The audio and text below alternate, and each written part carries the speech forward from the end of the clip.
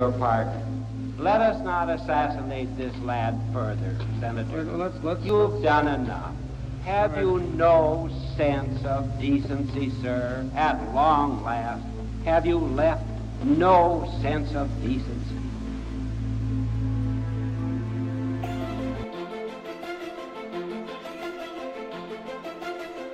Question is this. I invited them to give information of wrongdoing draft.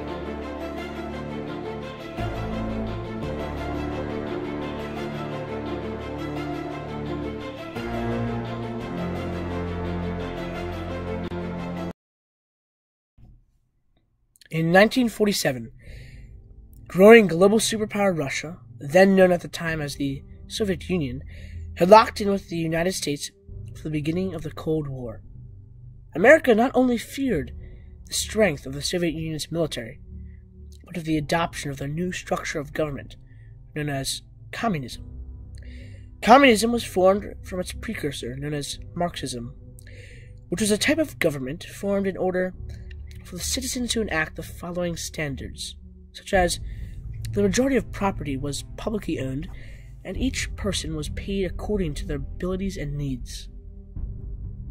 The design was supposed to portray a utopia, where everything was distributed equally between all, but this quickly developed into a totalitarianism form of leadership, political repression, restrictions of human rights, poor economic performance, and art censorship.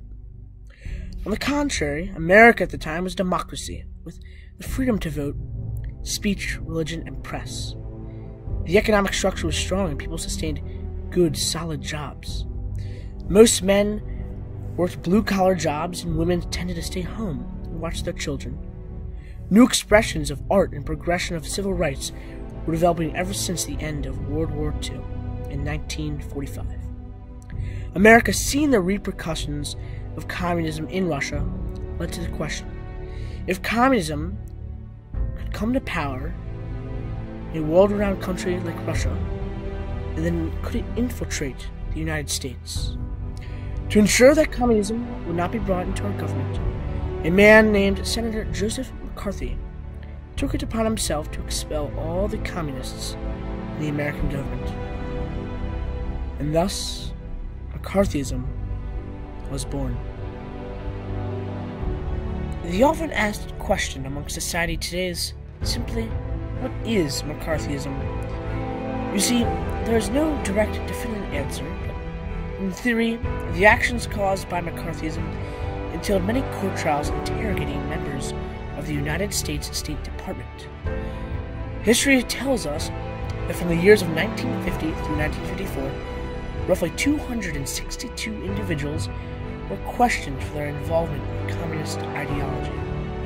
In 1950, McCarthy had thought to discover 57 definite members of the State Department that had permeated through the country. McCarthy had wreaked havoc upon the United States government and the country as a whole. In doing this, he may have just provoked more of a national scare.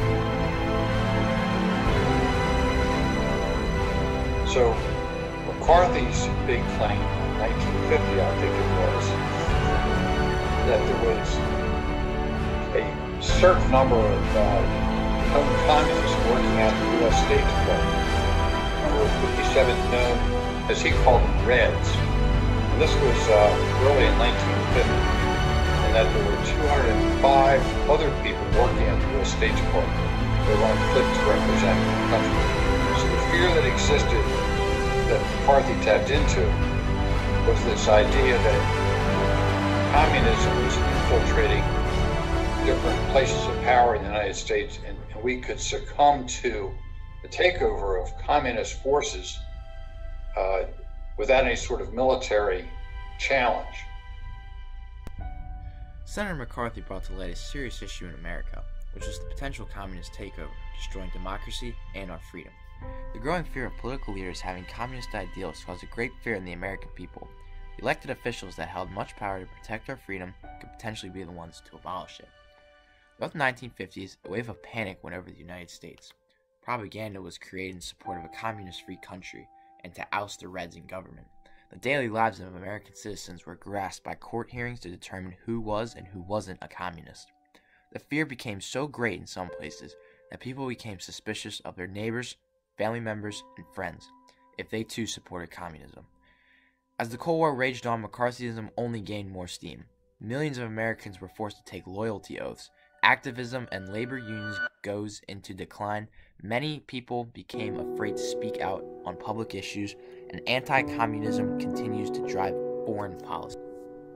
All the vague feelings of unhappiness I've had regarding lack of leadership over the past many months, which I've always put down, really bounced up this week, and I am very frightened. Quoted by C.D. Jackson, President Eisenhower's speechwriter. A magnitude of political turmoil occurred over Senator McCarthy's scandal with communism. 2 presidents were in office throughout the duration of McCarthyism. President Truman was on his way out of office and neglected to deal with McCarthy's urge to eradicate the so-called communists across the government. Though the task was not so easy for Truman's successor, Dwight D. Eisenhower. McCarthyism dominated his first term and caused disorder in his Congress. One of the many groups of people McCarthy interrogated were of his same profession, senators. Senators across Congress were furious, and this led to confusion everywhere. I further stated that I have in my possession the names of 57 communists who are in the State Department at present. Telegram by Joseph McCarthy to President Harry S. Truman. McCarthy did not only accuse U.S. senators of being communists, he also attacked writers in Hollywood. 10 scriptwriters were put on trial and questioned on their beliefs. California, where writers in Hollywood, there were a number of fiction writers in Hollywood that in their college days had belonged to these Marxist-type groups. And so they were called out into these hearings that McCarthy conducted, and they were put under oath, and they were said, are you a Red? And if they refused to answer the question, or if they refused to identify their friends and contemporaries who were also members of these groups, they then would lose their jobs elsewhere. Convicted in Supreme Court, they were sent to jail for crimes against American freedom and supporting the communist movement. Backlash throughout the country began, debating over whether they should be convicted or not for their ideals. The evicting of Hollywood 10 really showed the fear that the American government had of communism and how much they did not want it to be present in America.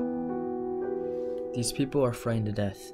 In the agencies, some of them are frightened. Quoted, Captain Rains. The post-McCarthy era was filled with political drama and wars. With the election of JFK, people had hoped of moving away from the communist craziness that was McCarthyism. Though its effects still lingered and had the politicians of the 60s paranoid of the war that was to come. In some ways, McCarthy's constant effort to eliminate the communist movement proved to force the Americans into an unjust war that was Vietnam. It took months for people to realize how irrational as a country we unfortunately had became. McCarthyism teaches us that as a society we so easily pick and choose sides. Some were in favor of McCarthy's harsh and brutal interrogation process that exploited many individuals and abruptly ended their careers. Others, though, were opposed and actively voiced their concerns. McCarthy's ideas and vision have lingered throughout our society for a long time. Hopefully we continue to use McCarthyism as an example to better our nation and improve upon for any obstacle that we may endure in the future.